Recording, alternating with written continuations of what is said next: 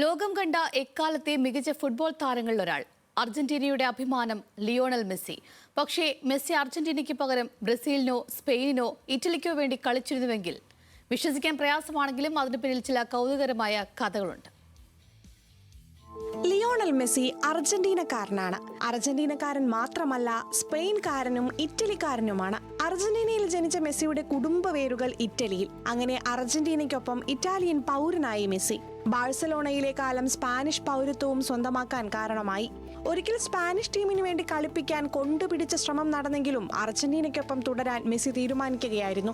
2008-ലും 2012-ലും euro കപ്പും 2010-ൽ ലോകകപ്പും നേടി സ്പെയിനിന്റെ സുവർണ തലമുറ ലോക ഫുട്ബോളിനെ ഭരിക്കുമ്പോൾ മെസ്സി എടുത്ത മോശം തീരുമാനമായി അർജന്റീനയിലേക്കുള്ള വരവിനെ വിശേഷിപ്പിച്ചവരുണ്ട്.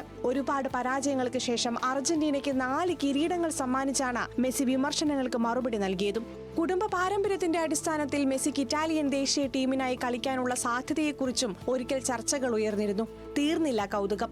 അടുത്തിടെ നടത്തിയ ചരിത്ര ഗവേഷണത്തിൽ മെസ്സിയുടെ മാതൃവംശത്തിലെ ഒരു പൂർവികൻ ബ്രസീലിൽ ജനിച്ചയാളാണെന്ന് കണ്ടെത്തിയതോടെയാണ് മെസ്സിയുടെ ബ്രസീലിയൻ ബന്ധം ആരാധകർക്കിടയിൽ ചർച്ചയാകുന്നത്. എന്നാൽ ഫിഫ നിയമങ്ങൾ പ്രകാരം അതൊന്നും ദേശീയ ടീം മാറാൻ മതിയായ കാരണമായിരുന്നില്ല. അങ്ങനെ നോക്കുമ്പോൾ മെസ്സിക്ക് 3 രാജ്യങ്ങളുടെ പൗരത്വം, ബ്രസീലുമായി കുടുംബ ബന്ധം.